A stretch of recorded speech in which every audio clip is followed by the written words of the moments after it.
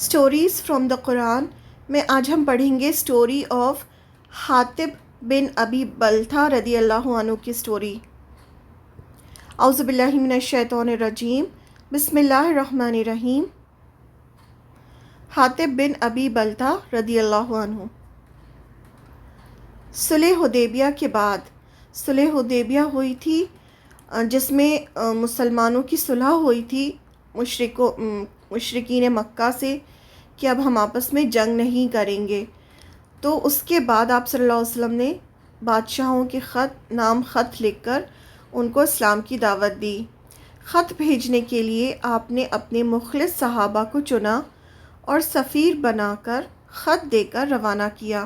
تو آپ نے الگ الگ صحاباؤں کو چنا اور انہیں خط دیے اور الگ الگ ڈائریکشنز میں بھیجا۔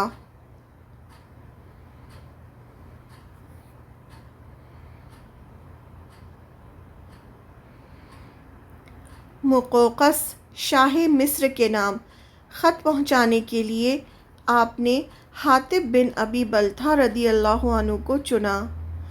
آج ہم انہی حاطب بن ابی بلتھا رضی اللہ عنہ کی سٹوری پڑھیں گے اور سبق لیں گے۔ نبی صلی اللہ علیہ وسلم نے شاہ مصر، جس کا نام تھا جریج بن مطہ، کے نام خط بھیجا، جس کا لقب مقوقس تھا۔ اس کا پورا نام تھا شاہ مصر، یعنی ایجپٹ کا جو بادشاہ تھا اس کا نام تھا جریج بن مطہ، اور اس کا لقب جو تھا وہ مقوقس کہلاتا تھا، جو مصر اور سکندریہ کا بادشاہ تھا۔ تو اس کے نام آپ صلی اللہ علیہ وسلم نے خط بھیجنے کے لیے حاطب بن ابی بلتھا رضی اللہ عنہ کو چنا۔ مصر بھیجنا تھا آپ کو خط، جس میں اس کو اسلام کی دعوت دینی تھی۔ شاہ مصر کے نام آپ صلی اللہ علیہ وسلم کا خط۔ اب کیا خط تھا وہ ہم ایک بار پڑھتے ہیں پورا خط۔ بسم اللہ الرحمن الرحیم، یہ آپ صلی اللہ علیہ وسلم نے لکھوایا ہے ان کے لیے۔ اللہ کے بندے اور اس کے رسول محمد صلی اللہ علیہ وسلم کی طرف سے مقوقس عظیم قبط کے نام، اس پر سلام جو ہدایت کی پیروی کرے۔ اس کے بعد میں تمہیں اسلام کی دعوت دیتا ہوں، اسلام لاؤ سلامت رہو گے۔ یہ آپ صلی اللہ علیہ وسلم کا خط تھا جو آپ صلی اللہ علیہ وسلم نے مقوقس کو بھیجا۔ اس کے آگے کا ہے، اسلام لاؤ، اللہ تمہیں دوہرا اجر دے گا، لیکن اگر تم نے منہ موڑا تو تم پر قبط والوں کا بھی گناہ ہوگا، یعنی تمہاری جتنی بھی رعایا ہے، جو پورے قبطی ہیں، سب کا گناہ بھی تمہیں ملے گا اگر تم نے منہ موڑا تو۔ اے قبط والوں، ایک ایسی بات کی طرف آؤ جو ہمارے اور تمہارے درمیان برابر ہے، کہ ہم اللہ کے سوا کسی کی عبادت نہ کریں اور اس کے ساتھ کسی کو شریک نہ ٹھہرائیں، اور ہم میں سے کوئی اللہ کے سوا کسی اور کو رب نہ بنائے۔ بس اگر وہ منہ موڑیں تو کہو کہ گواہ رہو کہ ہم بھی مسلمان ہیں۔ تو اس طرح سے آپ صلی اللہ علیہ وسلم نے ان کو خط لکھا۔ اب خط حاطب بن ابی بلتھا نے خط شاہ مصر کو دیا۔ اب حاطب بن بلتھا جو تھے وہ خط لے کر مصر پہنچے اور انہوں نے یہ خط شاہ مصر کو دیا۔ یہ مقوقس کے دربار میں پہنچے، خط دیا، مقوقس نے خط پڑھا۔ اب مقوقس نے آپ صلی اللہ علیہ وسلم کا خط پڑھ لیا۔ حاطب رضی اللہ عنہ کی مقوقس کے دربار میں تقریر۔ اب یہ خط دینے کے بعد حاطب رضی اللہ عنہ نے تقریر کی، یعنی اسپیچ دی مقوقس کے دربار میں۔ حاطب بن ابی بلتھا رضی اللہ عنہ نے دربار میں فرمایا، اس زمین پر تم سے پہلے ایک آدمی گزرا ہے جو اپنے آپ کو سب سے بڑا رب سمجھتا تھا، یعنی فرعون کے بارے میں بات کر رہے ہیں۔ اللہ نے اسے آخر اور اول کے لیے سبق بنا دیا۔ پہلے تو اس کے ذریعے لوگوں سے بدلہ لیا، پھر خود اس کو بدلے کا نشانہ بنایا، یعنی بنی اسرائیل پر وہ ظلم کرتا تھا تو اس کے ذریعے لوگوں سے بدلہ لیا، پھر خود اس کو، یعنی بنی اسرائیل کو آزمائش میں ڈالا، پھر خود اس کو بدلے کا نشانہ بنایا، یعنی اس کو ڈبو دیا۔ اس لیے دوسروں سے سبق لو، ایسا نہ ہو کہ دوسرے تم سے سبق لیں۔ یعنی اس طرح سے انہوں نے تقریر کی حاطب بن ابی بلتہ دربار میں۔ مقوقس اور حاطب رضی اللہ عنہ کی بات چیت۔ مقوقس نے کہا، اب جب یہ مقوقس نے ان کی تقریر سنی تو کہا، ہمارا ایک دین ہے، یعنی یہ جو تھا کرسچن تھا، جسے ہم چھوڑ نہیں سکتے جب تک کہ اس سے بہتر دین نہ مل جائے۔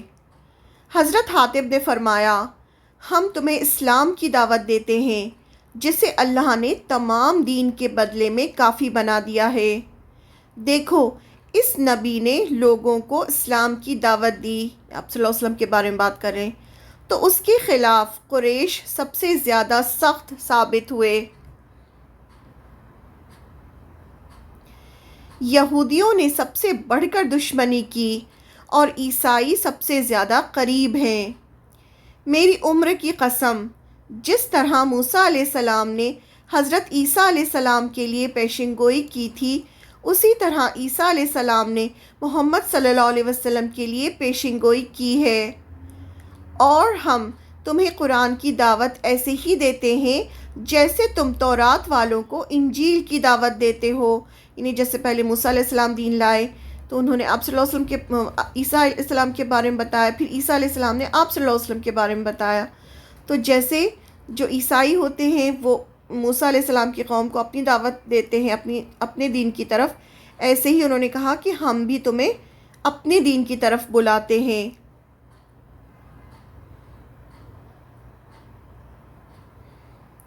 جو نبی جس قوم کو پا جاتا ہے وہ قوم اس کی امت ہو جاتی ہے، اور اس امت پر ضروری ہو جاتا ہے کہ اس نبی کی پیروی کرے اور اس کی بات مانے۔ اور تم نے اس نبی کا دور پا لیا ہے، اور پھر ہم تمہیں دین مسیح سے روکتے نہیں، بلکہ ہم تو اسی کا حکم دیتے ہیں۔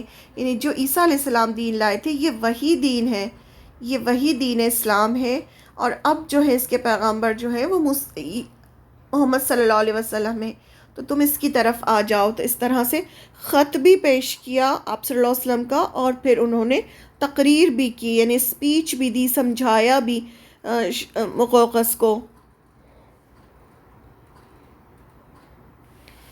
مقوقس کا جواب، اس نے کہا، میں نے اس نبی کے بارے میں سوچا، یعنی اس نے پھر اس خط کو پڑھا، سب کچھ سوچا، اس کے بعد اس نے کہا، میں نے اس نبی کے بارے میں سوچا تو پایا کہ وہ کسی ناپسندیدہ بات کا حکم نہیں دیتے اور کسی پسندیدہ بات سے منع نہیں کرتے۔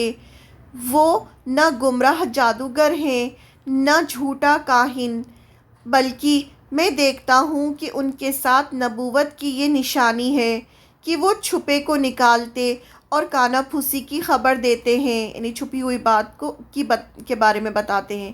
میں اور آگے سوچوں گا، یعنی انہوں نے غور و فکر کرنے کے بعد میں یہ سب کہا، اور پھر کہا کہ میں آگے سوچوں گا، یعنی دل میں تو لگا کہ ہاں یہ صحیح دین ہے۔ مقوقس نے نبی صلی اللہ علیہ وسلم کا خط عزت کے ساتھ ایک ہاتھی دانت کی ڈبیا میں رکھ دیا اور مہر لگا کر اپنی ایک لونڈی کے حوالے کر دیا۔ پھر عربی لکھنے والے ایک کاتب کو بلا کر آپ صلی اللہ علیہ وسلم کے نام ایک خط لکھوایا۔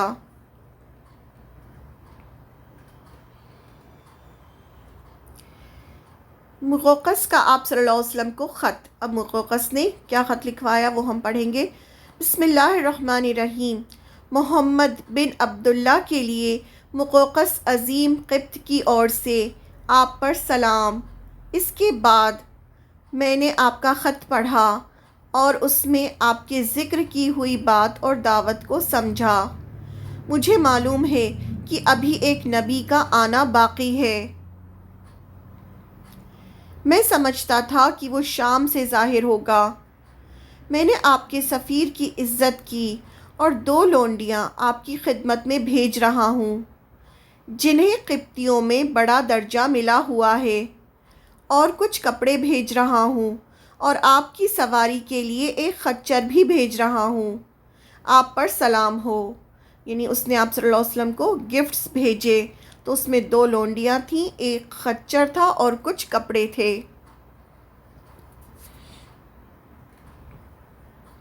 لیکن مقوقس اسلام نہیں لایا۔ یہ 2 لونڈیاں تھیں، ماریہ قبطیہ اور سیرین۔ خچر کا نام دلدل تھا، جو حضرت معاویہ کے زمانے تک باقی رہا۔ خچر کا نام دلدل تھا اور یہ جو 2 لونڈیاں تھیں یہ تھی ماریہ قبطیہ اور سیرین۔ آپ صلی اللہ علیہ وسلم نے ان کے تحفے قبول کیے۔ حضرت ماریہ کو اپنے پاس رکھا، جن سے آپ صلی اللہ علیہ وسلم کے بیٹے ابراہیم پیدا ہوئے۔ تو اس لیے یہ جو ہے سٹوری بھی بہت امپورٹنٹ ہے کہ ہمیں یہاں سے پتہ چلتا ہے کہ حضرت ماریہ قبطیہ رضی اللہ عنہ کیسے یہاں پر آئیں اور کیسے پھر آپ صلی اللہ علیہ وسلم نے انہیں قبول کیا اور ابراہیم پیدا ہوئے، ابراہیم رضی اللہ عنہ۔ اور سیرین کو حسان بن ثابت انصاری رضی اللہ عنہ کو دے دیا۔ جو دوسری تھی سیرین، ان کو حسان بن ثابت جو تھے ان کو دے دیا۔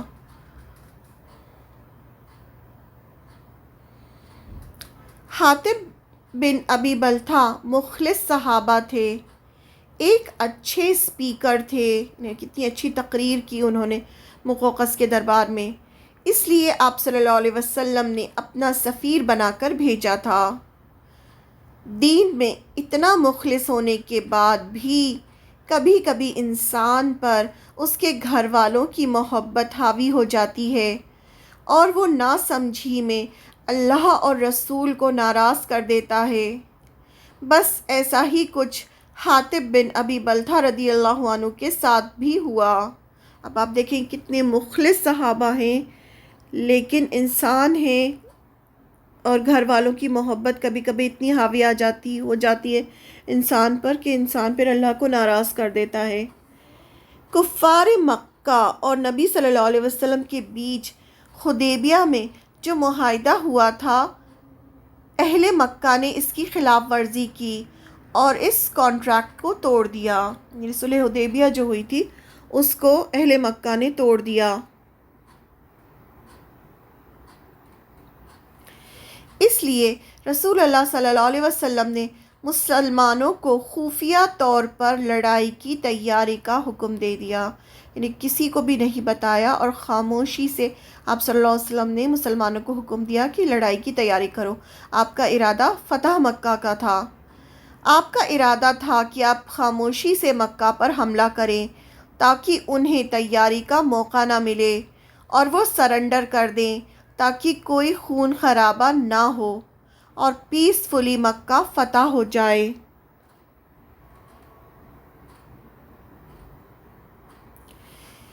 اس کے لیے آپ صلی اللہ علیہ وسلم نے اللہ سے دعا کی کہ اس پلان کی خبر کسی کو نہ ہونے دے، یعنی آپ صلی اللہ علیہ وسلم نے بہت سیکریٹلی یہ جو تھا پلان تھا آپ صلی اللہ علیہ وسلم کا کہ کسی کو پتہ نہ چلے اور آپ صلی اللہ علیہ وسلم اٹیک کریں اور ان کو تیاری کا موقع نہ ملے تو وہ سرنڈر کر دیں تو سب کچھ جو ہے پیسفلی ہو جائے، کیونکہ مکہ میں زیادہ تر لوگ جو تھے وہ مسلمانوں کے رشتہ دار تھے، تو اگر لڑائی ہوتی تو بہت خون خرابہ ہوتا، تو آپس میں ہی ایک رشتہ دار دوسرے رشتہ دار کو قتل کرتا تو بہت زیادہ لڑائی جھگڑا ہوتا، تو آپ اس سے بچنا چاہتے تھے۔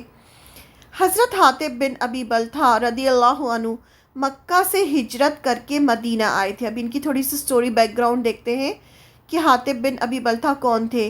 یہ مکہ سے ہجرت کر کے مدینہ آئے تھے آپ صلی اللہ علیہ وسلم کے ساتھ، ایک مہاجر بدری صحابہ تھے، یعنی آپ ان کا سٹیٹس دیکھیں کتنا بڑا سٹیٹس تھا، ایک تو مہاجر تھے مکہ سے مدینہ ہجرت کر کے آئے تھے، پھر دوسرا بدری صحابی تھے، انہیں جنگ بدر میں انہوں نے حصہ لیا تھا۔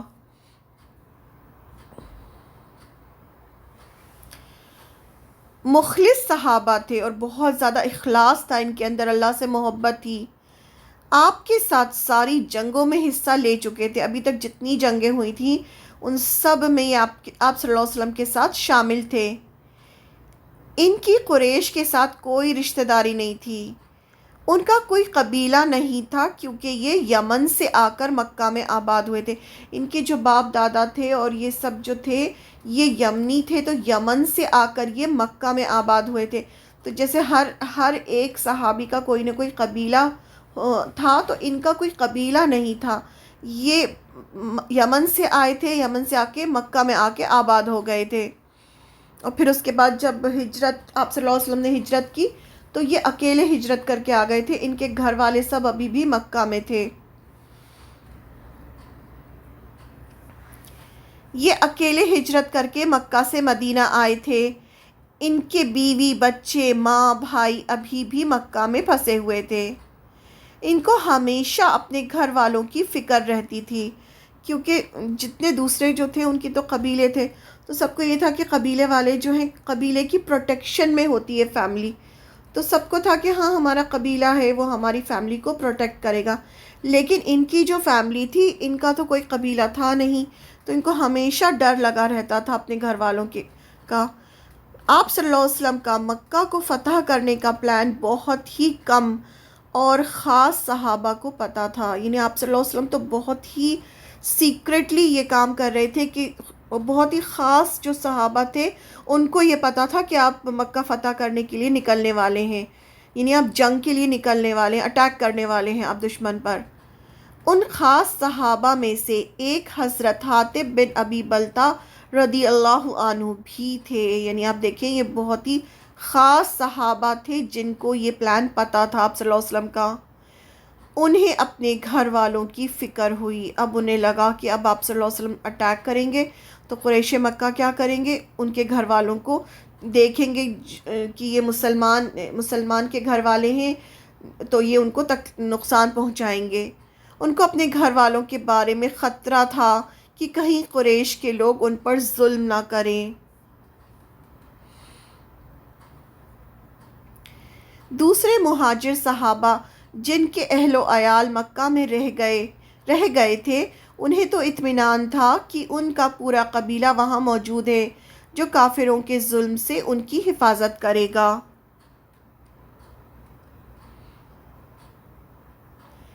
لیکن ان کا تو کوئی قبیلہ نہیں تھا، ان کے گھر والوں کی کون حفاظت کرے گا؟ ان کو اس بات کی فکر ہوئی کہ میرا تو کوئی قبیلہ نہیں، اب میرے گھر والوں کے ساتھ کیا ہوگا؟ اتفاق سے اسی زمانے میں مکہ سے ایک عورت آئی ہوئی تھی جس کا نام سارہ تھا، جو پہلے بنی عبد المطلب کی لونڈی تھی اور پھر آزاد ہو کر گانے بجانے کا کام کرتی تھی۔ یعنی جو آپ صلی اللہ علیہ وسلم کے قبیلہ تھا بنو عبد المطلب اور بنو ہاشم، تو یہ عبد المطلب کی لونڈی تھی، لیکن پھر اس کو آزاد کر دیا تھا تو یہ گانا بجانے کا کام کرتی تھی۔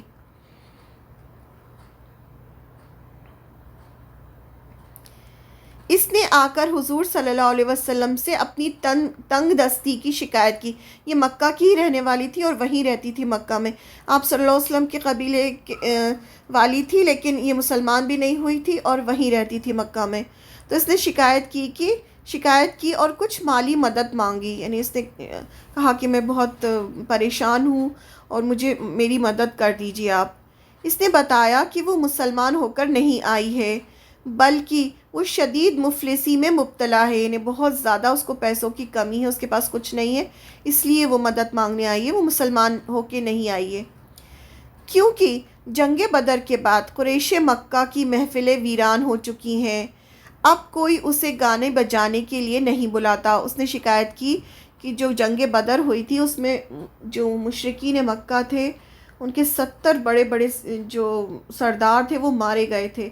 تو اس نے بتایا، جو سارہ تھی اس نے بتایا کہ پھر اب اس کے بعد اسے کوئی گانے بجانے کے لیے نہیں بلاتا، کیونکہ ماحول جو ہے سب اتنے سارے لوگ جو مر گئے تھے، اس کے بعد محفلیں جو ہیں وہ ویران ہو گئی ہیں اور اب اسے گانے بجانے کے لیے کوئی نہیں بلاتا، تو وہ بہت زیادہ اس کے پاس پیسے نہیں ہیں اور وہ بہت زیادہ پریشان ہے، تو وہ مدد مانگنے کے لیے مدینہ آئی تھی آپ صلی اللہ علیہ وسلم کے پاس۔ آپ نے بنی عبد المطلب اور بنی المطلب سے صدقہ کروایا۔ اب یہ دو جو ہیں خاندان تھے بہت بڑے بڑے، جن میں بہت سارے لوگ تھے، تو یہ سب آپ صلی اللہ علیہ وسلم کا گھرانہ تھا۔ تو آپ نے سب سے کہہ کر صدقہ کروایا اور اس کی حاجت پوری کی، یعنی جو بھی اس کو چاہیے تھا، پیسہ، کپڑا، وہ سب اس کو دلوایا، یعنی سب نے مل کر اس کی مالی مدد کی۔ جب سارا نامی عورت مکہ سے واپس جانے لگی، اب اس کو سب کچھ مل گیا، اب وہاں سے وہ واپس جانے لگی،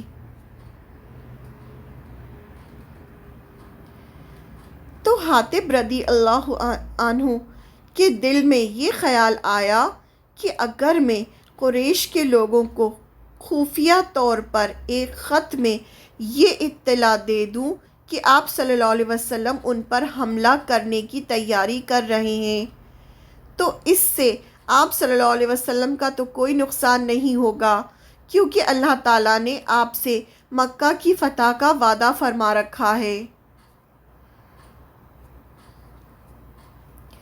لیکن میری طرف سے قریش پر ایک احسان ہو جائے گا، اور اس احسان کی وجہ سے وہ میرے اہل و عیال یعنی میرے گھر والوں کے ساتھ نرمی کا معاملہ کریں گے۔ یعنی انہوں نے سوچا کہ میں چپ چاپ سے ایک خط لکھ کے جو قریش مکہ ہیں، جو مکہ کے جو سردار ہیں، جو آپ صلی اللہ علیہ وسلم کے بہت بڑے دشمن ہیں، ان کو میں ایک خط لکھ کے صرف اتنا بتا دیتا ہوں کہ آپ صلی اللہ علیہ وسلم اٹیک کرنے والے ہیں، تو وہ اس کے بدلے میں جو ان کے گھر والے جو مکہ میں پھنسے تھے ان کے ساتھ وہ نرمی کریں گے، یعنی ان پر ظلم نہ کریں گے۔ تو یہ اپنے گھر والوں کو بچانے کے لیے اتنی بڑی خیانت کر رہے تھے۔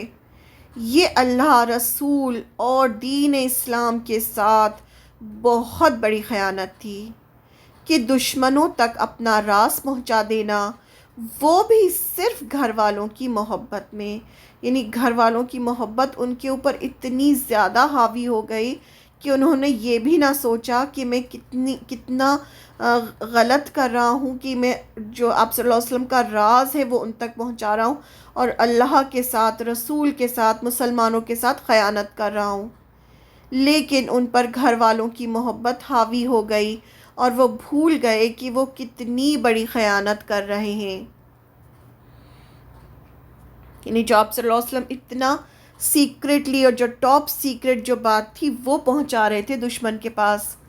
جب وہ عورت مکہ جانے لگی تو حضرت حاطب رضی اللہ عنہ اس سے ملے اور اس کو چپکے سے ایک خط مکہ کے سرداروں کے نام دیا اور 10 دینار دیے، 10 دینار بھی دیے تاکہ وہ راز فاش نہ کرے، تو چپ چاپ سے بھیج رہے تھے تاکہ آپ صلی اللہ علیہ وسلم کو اور کسی مسلمان کو پتہ نہ چلے اور خط جو ہے وہ وہاں پہنچ جائے مکہ، اور چھپا کر یہ خط ان لوگوں تک پہنچا دے، یعنی اس کو 10 دینار دیے تاکہ وہ کسی کو بتائے نہ، اور چھپا کر وہ خط وہاں پہنچا دے۔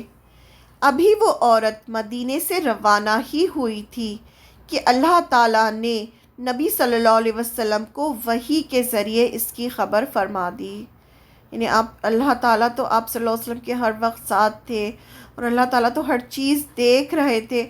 آپ صلی اللہ علیہ وسلم پر وحی نازل ہوئی اور اللہ تعالیٰ نے آپ کو بتا دیا کہ ایسا ایسا خط جو ہے انہوں نے بھیجا ہے۔ آپ صلی اللہ علیہ وسلم نے فوراً حضرت علی، حضرت زبیر اور حضرت مقداد بن اسود رضی اللہ عنہ کو ان کے پیچھے بھیجا اور حکم دیا کہ تیزی سے جاؤ، روضائے خاک کے مقام پر، جگہ بھی بتائی آپ صلی اللہ علیہ وسلم نے کہ اس جگہ پر جو مدینے سے 12 میل مکہ کی طرف تھا، تم کو ایک عورت ملے گی جس کے پاس مشرکین کے نام حاطب کا ایک خط ہے، جس طرح بھی ہو اس سے وہ خط حاصل کرو، اگر وہ دے دے تو اسے چھوڑ دینا، نہ دے تو اس کو قتل کر دینا، یعنی کسی بھی حالت میں وہ خط لانا ضروری تھا۔ یہ انسٹرکشن دے کے آپ صلی اللہ علیہ وسلم نے انہیں بھیجا۔ یہ حضرات جب اس مقام پر پہنچے تو وہ عورت وہاں موجود تھی۔ انہوں نے اس سے وہ خط مانگا۔ اس نے کہا میرے پاس کوئی خط نہیں ہے۔ ان لوگوں نے اس کی اور اس کے اونٹ کی تلاشی لی مگر کوئی خط نہ ملا۔ آخر کار انہوں نے کہا، یعنی جو صحابی تھے انہوں نے کہا خط ہمارے حوالے کر دو، ورنہ ہم براہنا کر کے تمہاری تلاشی لیں گے، یعنی ہم تمہارے کپڑے اتار کے تمہاری تلاشی لیں گے۔ اس کو ڈرایا۔ جب اس عورت نے دیکھا کہ بچنے کی کوئی صورت نہیں ہے تو اپنی چوٹی میں سے وہ خط نکال کر انہیں دے دیا۔ اس نے اپنی چوٹی کے اندر وہ خط چھپا رکھا تھا، اور یہ حضور صلی اللہ علیہ وسلم کی خدمت میں لے آئے۔ اب یہ جو خط تھا آپ صلی اللہ علیہ وسلم کی خدمت میں پیش کیا گیا۔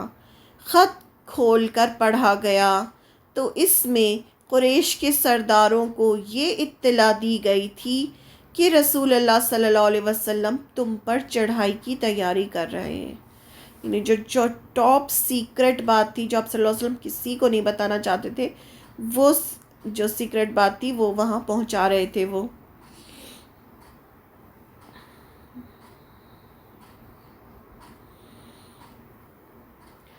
آپ صلی اللہ علیہ وسلم نے حضرت حاطب کو بلوایا۔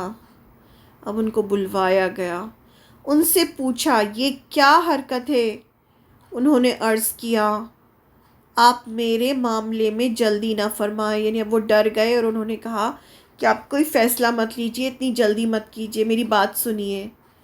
میں نے جو کچھ کیا ہے اس بنا پر نہیں کیا کہ میں کافر یا مرتد ہو گیا ہوں، یعنی ایسا نہیں ہے کہ میں کافر ہو گیا ہوں، یعنی اپنے دین سے پھر گیا ہوں، یا مرتد یعنی میں نے اسلام دین چھوڑ دیا، ایسی بات نہیں ہے، اور اسلام کے بعد اب کفر کو پسند کرنے لگا ہوں، یعنی ایسی بات نہیں ہے، میں ابھی بھی مخلص ہوں۔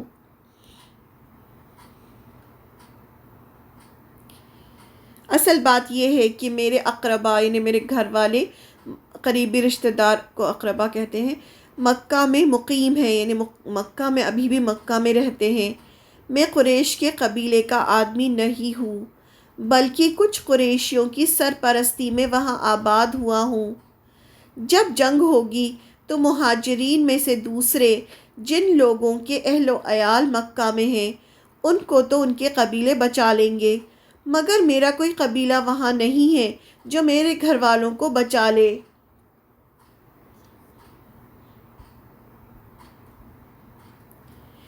اس لیے میں نے یہ خط اس خیال سے بھیجا تھا کہ قریش والوں پر میرا ایک احسان رہے جس کا لحاظ کر کے وہ میرے بال بچوں کو نہ چھیڑیں، یعنی جو سچ بات تھی وہ انہوں نے آپ صلی اللہ علیہ وسلم کو بتائی۔ حضرت حاطب کے بیٹے عبد الرحمن کی روایت یہ ہے کہ اس وقت حضرت حاطب کے بچے اور بھائی مکہ میں تھے، اور خود حضرت حاطب کی ایک روایت سے معلوم ہوتا ہے کہ ان کی ماں بھی وہاں تھیں، یعنی بیوی، بچے، بھائی، ماں سب وہاں پر مکہ میں تھے۔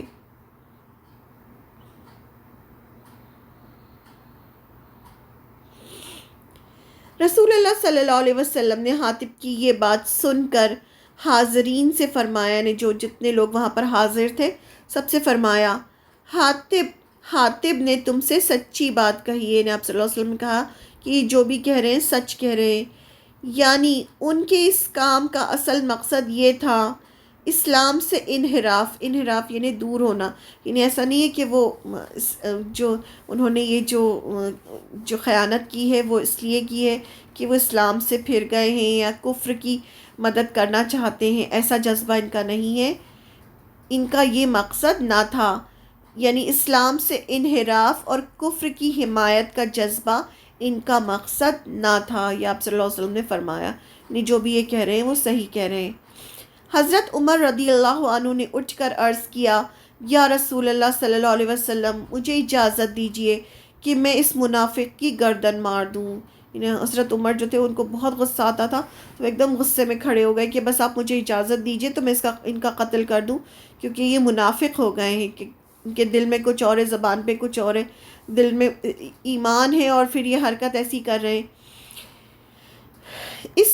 حضرت عمر نے کہا اس نے اللہ اور اس کے رسول اور مسلمانوں سے خیانت کی ہے، یعنی یہ جو ہے انہوں نے خیانت کی ہے اللہ سے، رسول سے، مسلمانوں سے، تو آپ بس مجھے اجازت دیجئے کہ میں ان کو مار دوں۔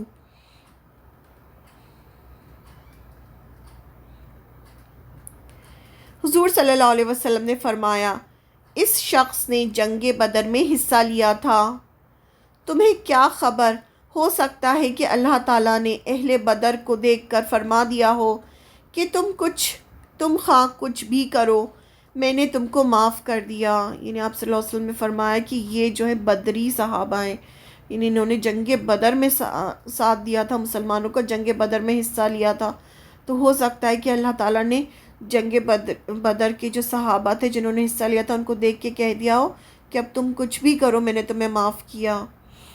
یہ بات سن کر حضرت عمر رضی اللہ عنہ رو دیے اور کہا اللہ اور اس کے رسول ہی سب سے زیادہ جانتے ہیں۔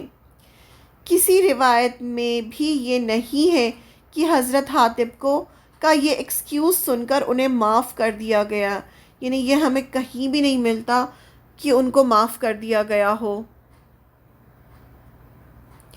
لیکن کسی ذریعے سے یہ بھی معلوم نہیں ہو سکا کہ انہیں کوئی سزا دی گئی ہو، یعنی یہ بھی نہیں ملتا کہ انہیں کوئی سزا دی، اور یہ بھی نہیں ملتا کہ انہیں معاف کیا گیا۔ اس لیے علماء امت نے یہی سمجھا ہے کہ حضرت حاتب کا ایکسکیوز قبول کر کے انہیں چھوڑ دیا گیا تھا، یعنی ان کا جو بھی ایکسکیوز تھا اسے قبول کر لیا گیا تھا اور انہیں چھوڑ دیا گیا تھا، انہیں کوئی سزا نہیں دی گئی تھی۔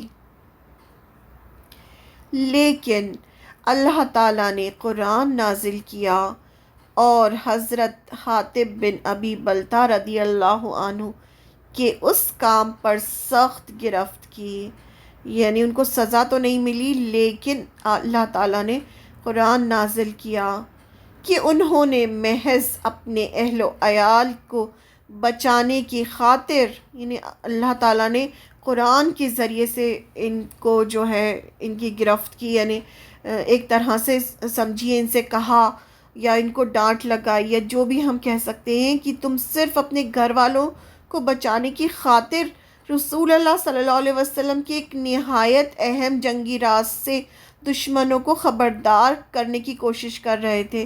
یعنی اللہ تعالیٰ نے ان کو ڈانٹ لگائی کہ جنگی راز جو اتنا اہم راز تھا جو آپ صلی اللہ علیہ وسلم بچانا چاہتے تھے دشمنوں سے، وہ اس کی خبر تم دے رہے تھے، وہ بھی صرف اپنے گھر والوں کے لیے، جسے اگر صحیح وقت ناکام نہ کر دیا گیا ہوتا تو فتح مکہ کے موقع پر بہت بڑی خون ریزی ہوتی، یعنی اگر وہ جو راز تھا وہ وہاں پہنچ جاتا اور ان کو پتہ چل جاتا کہ اس طرح سے آپ اٹیک کرنے والے ہیں اور وہ بھی تیاری کر لیتے تو بہت بڑی جنگ ہو جاتی۔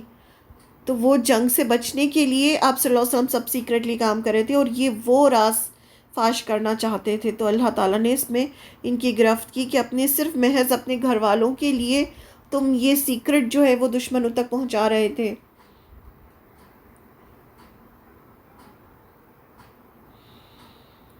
مسلمانوں کی بھی بہت سی قیمتی جانیں ضائع ہوتی ہیں، اب جب لڑائی ہوتی تو کتنے لوگ مرتے۔ قریش کے بھی بہت سے وہ لوگ مارے جاتے جو بعد میں اسلام کی عظیم خدمت انجام دینے والے تھے۔ بہت سارے لوگ جو تھے فتح مکہ کے وقت مسلمان ہو گئے تھے، کچھ جو تھے فتح مکہ کے بعد مسلمان ہوئے تھے، مطلب یہ سب اتنا جب پیسفلی ہوا اس کے بعد بہت لوگ مسلمان ہوئے، تو اگر جنگ ہوتی تو پھر یہ سب نہیں ہوتا، وہ تمام فائدے بھی ضائع ہو جاتے جو مکہ کو پرامن طریقے سے فتح کرنے کی صورت میں حاصل ہو سکتے تھے، اور اتنے عظیم نقصانات، اتنے سارے نقصان ہوتے صرف اس وجہ سے ہوتے کہ مسلمانوں میں سے ایک شخص اپنے بال بچوں کو جنگ کے خطرات سے محفوظ رکھنا چاہتا تھا۔ یعنی اتنے بڑے بڑے نقصان صرف اس وجہ سے ہوتے کہ ایک جو ہے وہ صحابی جو ہیں وہ اپنے گھر والوں کو محفوظ رکھنا چاہتے ہیں، تو صرف ایک گھر والوں کی وجہ سے اتنا سارے نقصان ہو جاتے۔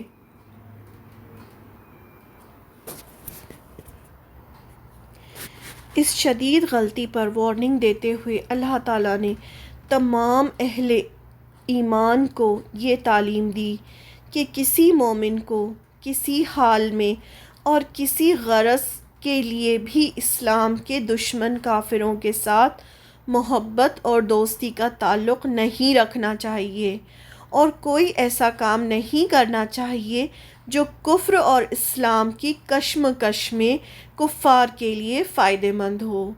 نے پورے اوور آل جتنے بھی مسلمان تھے سب کو اللہ تعالیٰ نے اس واقعے سے وارن کیا۔ البتہ جو کافر اسلام اور مسلمانوں کے خلاف دشمنی نہ کریں، یہ بھی بتا دیا کہ جو کافر ایسے ہیں جو جو اسلام اور مسلمانوں کے خلاف دشمنی نہیں کرتے، نہ مسلمانوں کو کوئی تکلیف دیتے، نہ انہوں نے مسلمانوں کو گھروں سے نکالا، تو ان کے ساتھ احسان کرنے کو کہا گیا۔ یعنی ان کے ساتھ دشمنی کی بات نہیں کی جا رہی ہے، ان کے ساتھ احسان کرنے کو کہا جا رہا ہے۔ لیکن ایسے دشمن جو اس لیے دشمنی کرتے ہیں کہ اسلام کی وجہ سے دشمنی کرتے ہیں، جنہوں نے گھروں سے نکالا ہے، جو جنگ کرنے آتے ہیں، ان سے محبت نہ کرنے کے لیے کہا جا رہا ہے۔ اور ایسے کافر جو نہ مسلمانوں کو تکلیف دیتے ہیں، نہ دشمنی کرتے ہیں، تو ان کے ساتھ احسان کرنے کو کہا گیا۔ اور پھر آیتیں نازل ہوئیں، سورہ ممتحنہ کی آیتیں نازل ہوئیں۔